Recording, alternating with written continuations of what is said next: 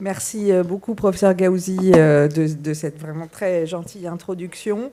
Donc moi, je suis ravie d'être ici avec vous aujourd'hui. Je remercie le docteur Boulmouche et puis le comité scientifique, l'APLIP et bien sûr l'APLF et la Société française la Société marocaine de pédiatrie de m'avoir invité. Donc, je suis effectivement ici en tant qu'endocrinologue pédiatre endocrinologue, mais aussi je suis ravie de représenter la Société française de pédiatrie et les liens forts qui unissent les pédiatres marocains et les pédiatres français. Donc, j'espère qu'on va continuer à travailler dans ce sens. Alors, je vous ai mis une première diapositive avec mon équipe. Vous voyez que tout le monde a le sourire. Ça, c'est quand même rassurant. Donc, j'ai le plaisir de travailler avec une équipe de jeunes femmes vraiment charmantes et très dynamiques. Et en fait, quand je parle, c'est vraiment en leur nom à elles, puisque on partage vraiment nos expériences sur les différentes pathologies d'endocrinologie pédiatrique. Alors, si on va parler aujourd'hui de puberté, d'avance pubertaire et de retard pubertaire, et c'est important de bien comprendre les mécanismes de la puberté, comment est-ce que la puberté s'installe, etc. Donc la puberté, c'est vraiment cette phase de transition entre l'enfant et l'adulte, et c'est ce qui permet l'acquisition des caractères sexuels secondaires, mais surtout l'acquisition des capacités de fécondité, hein. Donc, du coup, c'est une période qui est très importante et qui est régulée par tout un tas de mécanismes, en particulier de mécanismes endocriniens. Alors, le déclenchement de la puberté, le mécanisme pubertaire, c'est quelque chose qui se passe dans le cerveau, hein, dans l'hypothalamus. C'est vraiment un mécanisme hypothalamique. Quand on pense puberté, on pense hypothalamus. Et donc, et c'est là que sont les neurones AGNRH qui vont donner cette impulsivité qui est nécessaire à la production des hormones de l'hypophyse, puis des hormones gonadiques. Donc la réflexion qu'on doit avoir quand on pense puberté, c'est vraiment cet étage hypothalamique. Et donc on a dans l'hypothalamus, on a des neurones qu'on appelle les neurones AGNRH, qui sont ces neurones qui déclenchent la puberté. Mais on a aussi toute une autre famille de neurones qu'on appelle les neurones à kispeptine, qui sont des neurones qui freinent et qui mettent qui inhibent l'hypothalamus et qui inhibent les neurones à GNRH. Et donc, c'est l'équilibre entre ces deux familles de neurones qui va déterminer si vous avez une fonction pubertaire, une fonction gonadique, un axe gonadotrope actif ou pas. Et donc, en fait, ce qui se passe dans la vie d'un enfant, puis jusqu'à l'âge adulte, c'est qu'à la naissance, cette fonction gonadique, cette fonction gonadotrope, elle est active et elle est pulsatile. Donc ça explique que les enfants, juste après la naissance, les petites filles puissent avoir une poussée mammaire, c'est ce qu'on appelle la mini-puberté, ou les garçons peuvent avoir des érections et ils ont même un taux de testostérone qui est très élevé. Et puis ensuite, les neurones à kispeptine vont s'activer. Comme ce sont ces neurones qui sont inhibiteurs, ils vont freiner tous ces mécanismes-là, et c'est ça qui fait qu'on va perdre, si on se met là, on va perdre vraiment la pulsatilité qu'on avait là pendant toute cette période de l'enfance. Et à la puberté, ce qui se passe, c'est que l'hypothalamus se réveille, la frénation initiée par les neurones à kispeptine s'arrête, et donc du coup, de nouveau, les neurones à GNRH peuvent s'exprimer. Donc il faut vraiment voir le démarrage de la puberté, non pas comme quelque chose de dynamique qui s'installe et qui se met en place, mais plutôt comme une levée d'une inhibition. D'accord ? Et donc, en fait, ça explique aussi probablement pourquoi c'est si facile d'avoir une avance pubertaire. C'est parce qu'il suffit que ces mécanismes inhibiteurs soient influencés par l'environnement, par tout un tas de choses, et que, voilà, on lève un tout petit peu l'inhibition et le déclenchement de la puberté est parti. Et une fois que c'est parti, on ne peut plus l'arrêter. Hein ? Donc, voilà, donc après, la puberté est déclenchée et c'est parti. Alors, vous connaissez tous les stades de Tanner qui décrivent la puberté, donc, et du coup, vraiment, la définition clinique de la puberté. Je dis clinique parce qu'on a vu avant finalement biologique, c'est la reprise de la pulsatilité. Mais la définition clinique de la puberté, c'est la poussée mammaire chez la fille et c'est l'augmentation du volume testiculaire chez les garçons. Et ce processus va être progressif et va se développer progressivement jusqu'à atteindre sa maturation, son terme, et on définit vraiment que l'objectif est atteint une fois qu'on a un pic ovulatoire, la formation d'un corps jaune, la production de progestérone et donc des règles. Et donc ça va être vraiment le fait de pouvoir arriver à avoir toute cette cyclicité détermine que la puberté est arrivée à son terme. Et ensuite, on entre dans une phase gonadotrope adulte normale. Alors, évidemment, ça concerne les filles et les garçons, on n'a pas cette datation possible. Et donc, chez les garçons, on va se baser essentiellement sur le volume testiculaire et sur le fait que l'ensemble des caractères sexuels secondaires est acquis, en particulier la mue de la voix qui se fait plutôt dans la deuxième partie de la puberté. Alors, comment est-ce qu'on sait que la puberté est véritablement commencée, donc que ça soit précoce ou à un âge normal, on est capable de déterminer le démarrage de la puberté en dosant les hormones. Et on va doser les hormones qui sont produites par l'hypophyse, donc l'ALH et la FSH, et on va doser la testostérone ou on peut parfois aussi doser l'estradiol. En fait, ces dosages dépendent beaucoup de la façon dont on les mesure, des kits de mesure, et il y a une fiabilité qui est un peu variable. Le marqueur qui est le plus fiable pour le diagnostic de puberté précoce ou de puberté, c'est la testostérone chez les garçons. L'estradiol a une valeur qui est très mauvaise et même les gonadotrophines n'ont pas une très bonne valeur. Donc, c'est vraiment l'élévation de la testostérone chez les garçons qui vous confirme ce que vous voyez cliniquement. Et chez les filles, l'examen clinique est beaucoup plus fiable que les hormones. Alors, quand on suspecte une puberté précoce et qu'on souhaite mesurer les hormones, bien sûr, on examine les enfants et il ne faut pas oublier de rechercher les signes cliniques qui peuvent être associés à des situations particulières de puberté précoce et en particulier les signes cutanés. Et donc, comme je vous ai expliqué que la puberté était un mécanisme hypothalamique, tout ce qui peut toucher l'hypothalamus peut déclencher une puberté précoce et en particulier tous les gliomes ou tous les tumeurs qui sont associées aux maladies de type NF1. Et donc, les taches cutanées de NF1 sont très associées à une puberté précoce. On peut vraiment faire le lien de cause à effet.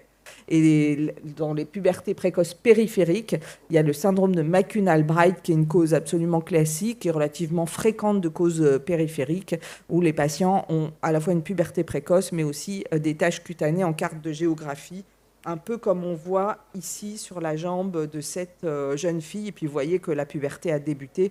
On le voit avec la poussée mammaire. Alors, le diagnostic, donc on peut le confirmer avec la radio d'âge osseux et l'échographie pelvienne. Et l'échographie, ça vous permettra de montrer que l'utérus a commencé à maturer sous l'effet des œstrogènes. Mais finalement, ces éléments-là, c'est juste une confirmation de ce que vous voyez cliniquement et c'est toujours très bien relié à l'examen clinique. Quand vous avez un début de puberté, on a un utérus qui est autour de 35-40 mm. Quand on a une puberté qui est bien avancée, avec un stade de Tanner, avec des seins S3, S4, voilà, on a un utérus qui est à 50 ou 60 mm. Donc on a vraiment une corrélation qui est assez bonne. Alors pourquoi c'est important de définir à quel âge doit commencer ou doit finir la puberté ?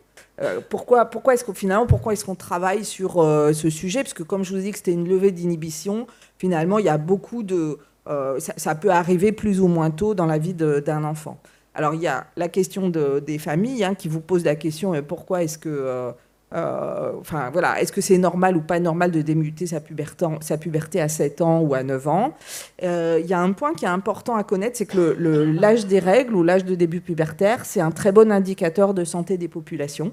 Et on va le voir un tout petit peu plus tard parce que en fait, il y a un lien entre poids et puberté. Et donc, plus une population infantile est, je dirais, confortable en termes d'IMC, et plus l'âge pubertaire va être précoce. Et puis, il faut être capable de maîtriser les dépenses de santé publique. Et donc, on ne va pas investiguer toutes les pubertés normales. Donc, on est bien obligé de se donner des limites. Et donc l'âge de la puberté, tout le monde ne fait pas sa puberté exactement au même âge. Et donc en fait, la distribution de l'âge auquel on fait sa puberté, c'est une courbe de Gauss. La plupart des enfants font leur puberté autour de 10 ans. Hein, je parle pour les filles par exemple là, ou 11 ans et demi pour les garçons. Ça commence en général vers cet âge-là. Mais vous voyez que ça peut s'étaler, ou c'est peut être tout à fait normal de démarrer sa puberté à 9 ans ou à 13 ans chez une jeune fille. Et en fait, plus on s'éloigne de cette courbe de Gauss, et plus on va considérer que la situation est pathologique. Alors, dans la vie, on sait, mais c'est vrai, c'est prouvé, c'est démontré, que cette courbe de Gauss, elle se déplace progressivement, et finalement, le début pubertaire ou l'âge des premières règles arrive de plus en plus tôt. Et donc ça, là, sur cette courbe, on a en fonction de l'âge, en fonction de l'année, à quel âge les jeunes filles font en moyenne leur puberté sur certains continents. Et vous voyez que la courbe, elle descend, parce qu'en fait, plus on avance dans le temps, et plus la puberté démarre tôt. Donc ça, c'est quelque chose qui est connu depuis longtemps, mais c'est clairement démontré, et c'est très facilement reproductible. Et finalement, ça s'adresse quasiment à tous les pays. Et les facteurs qui influencent ce démarrage pubertaire et qui vont moduler l'âge de la puberté, il y en a plusieurs. Alors, je ne vais pas les citer tous, mais j'ai fait un petit focus sur 4 d'entre eux. Le premier, c'est la génétique. Donc, l'âge à laquelle votre maman a eu ses règles va influencer l'âge à laquelle vous aurez vos règles quand vous serez une jeune fille. Et aussi, il y a certains gènes qui ont été identifiés et qui sont les causes de puberté précoce qui sont impliqués dans le déclenchement pubertaire. Donc, il y a un gène qui est très connu, qui s'appelle, enfin, le gène le plus connu chez les endocrinologues, c'est le gène qui s'appelle MKRN3. Et c'est un gène qui est situé au même endroit que le gène du syndrome de Prader-Willi. Donc, c'est un gène qui est important dans le monde de la puberté. J'ai déjà évoqué la notion de prise de poids. On avait même, nos mentors évoquaient même le terme de pondérostat, c'est-à-dire vraiment la notion qu'il y a un poids auquel on va déclencher sa puberté et avoir ses règles. Donc les règles, en moyenne, elles arrivent autour de 40-42 kilos pour une jeune fille. Donc c'est assez bien corrélé. C'est un peu moins vrai chez les garçons. Et on sait qu'il y a des hormones comme la leptine, par exemple, qui est une hormone qui est très impliquée dans la prise de poids, qui sont des hormones qui ont aussi des actions sur le système gonadotrope. Donc, en fait, il y a une certaine interaction physiologique entre le fait d'accumuler de la masse grasse et le fait d'activer son système pubertaire. Et donc cette démonstration du fait que le poids est impliqué, on a un modèle dans la vie courante qui est que sont les enfants adoptés, qui, du fait de l'accès à la prise de poids très rapide qu'ils vont avoir, vont avoir cette levée d'inhibition au niveau de l'hypothalamus et faire une puberté précoce. Alors, il y a d'autres facteurs dont j'avais déjà parlé ici d'ailleurs, qui sont les disrupteurs endocriniens qui avaient été évoqués et qui sont toujours évoqués comme impliqués dans le déclenchement de la puberté. La causalité est très difficile à établir. C'est probablement un mélange de choses, de facteurs. Peut-être qu'il faut avoir un terrain génétique susceptible. En tout cas, il y a quand même un peu cette idée derrière que les perturbateurs endocriniens sont impliqués. Et enfin, ce qui a été un marqueur qui est un peu moins connu, qui est le stress chronique, qui est également un facteur qui favorise le pubertaire. Et donc ça a été... il y a certains éléments de stress. C'est pas le stress aigu, c'est vraiment la notion d'être exposé de façon continue à un stress dans une situation parentale particulière. Et donc ça, ce sont des facteurs qui ont vraiment été identifiés comme pouvant impacter le démarrage pubertaire. Alors, quelles sont les conséquences? Parce qu'après tout... c'est comme c'est un phénomène physiologique que ça démarre plus ou moins tôt. C'est important qu'on arrive à déterminer quelles vont être les conséquences de ce démarrage de puberté pour éventuellement savoir si on doit agir dessus. Est-ce qu'on doit faire quelque chose ou pas? Alors, il y a la question de la taille qui est la question qui revient en numéro 1. Donc, c'est toujours d'ailleurs, c'est l'inquiétude des parents. Ils viennent souvent vous voir pour cette question-là. Ah là, là, mon Dieu, la puberté commence, elle va être petite, etc. Donc, c'est vrai que donc ça, c'est vraiment très clairement déterminé. Plus les règles sont précoces, plus la taille est petite. Donc, ou plus les règles sont tardives, plus la taille est grande à la fin. Et donc ça, c'est pas uniquement pour les pubertés précoces, c'est pour tout, même dans la norme, en fait. Si vous avez vos règles à 10 ans et demi ou 11 ans, vous serez plus petit que si vous avez vos règles à 13 ou 14 ans. Et pourtant, la croissance pubertaire, elle est meilleure chez les enfants qui font une puberté précoce que ceux qui font une puberté tardive. Mais c'est plus intéressant de grandir plus longtemps que de faire un meilleur pic pubertaire. D'accord ? Donc ça, voilà. Donc ça, c'est le premier point. Le deuxième point, c'est sur les conséquences, je dirais à plus long terme. Est-ce que ça a des conséquences pathologiques de faire une puberté précoce ou une puberté tardive?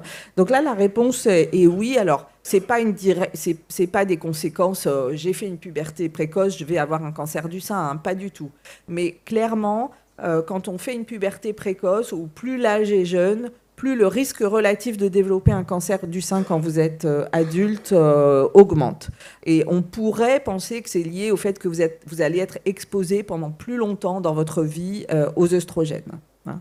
Donc voilà, alors les chiffres ne sont pas énormes, mais il y a quand même un petit effet. Et de la même façon, plus vous allez faire une puberté tardive et plus vous avez de risques de vous faire des fractures, et en particulier des fractures de type ostéoporotique, puisque vous savez que les œstrogènes sont très importants pour l'os, pour la minéralisation osseuse. Et donc, à contrario, dans les pubertés tardives, vous avez moins d'années d'exposition aux œstrogènes, et donc votre risque relatif dans votre vie future va augmenter d'avoir des fractures, et en particulier fracture du col ou fracture le pouto-col, là, classique de la femme qui commence sa ménopause. Et enfin, le syndrome métabolique également, les jeunes filles qui font une puberté précoce sont plus à risque de syndrome métabolique que dans les pubertés tardives. Donc il y a un certain nombre de facteurs de risque associés qui sont associés au démarrage pubertaire précoce. Et il y a aussi des conséquences d'ordre plus psychologique qui ont été identifiées. Par exemple, quand vous avez vos règles de façon les enfants qui ont leurs règles plus précoces auront des rapports sexuels plus précoces et auront des enfants aussi de façon plus précoce. Donc ça modifie les comportements sociaux ou sociosexuels de ces jeunes filles, et ça augmente également les comportements à risque. Donc le fait de faire une puberté précoce expose les enfants à plus de comportements à risque de type prise de drogue, tabagisme, etc. Donc, dans tout ce que je vous raconte là, on a vraiment identifié que c'est pas tellement c'est vraiment l'âge de début pubertaire qui influence sur ces comportements, en particulier ce que je vous ai évoqué sur les comportements psychosociaux, plus que le stade de puberté où est l'enfant. Donc c'est le fait de démarrer tôt une puberté qui va faire que vous risquez un peu plus de vous retrouver dans une situation psychosociale peut-être un peu moins positive. Alors, comme la puberté est contrôlée par l'hypothalamus, et ben, le corollaire de ça, c'est que les pathologies de la puberté sont des pathologies hypothalamiques. D'accord ? Et donc, on a vraiment l'augmentation du risque de puberté précoce qui se fait vraiment entre l'âge de 6 et 7 ans. Alors, je vous montre une petite histoire de cette jeune fille, vous voyez, qui est... alors là, c'est quand elle était un peu plus grande, mais vous voyez qu'à l'âge de 10 mois, vous avez un S2 qui commence et on lui fait des explorations à l'âge de 1 an qui confirment la puberté précoce. Et alors la puberté, là, on la voit bien parce que les mamelons sont bien plus colorés qu'une toute petite fille et c'est vraiment des mamelons stimulés. Donc là, on est sur un petit S2 et on voit bien l'accélération de la courbe de croissance. Donc on est bien dans une situation de puberté précoce. Et donc en fait, on est dans cette situation-là, où on a des pubertés précoces qui peuvent arriver chez des enfants très très jeunes. C'est ce petit pic d'incidence que vous voyez là qui survient avant le deuxième pic d'incidence vers l'âge de 6-7 ans.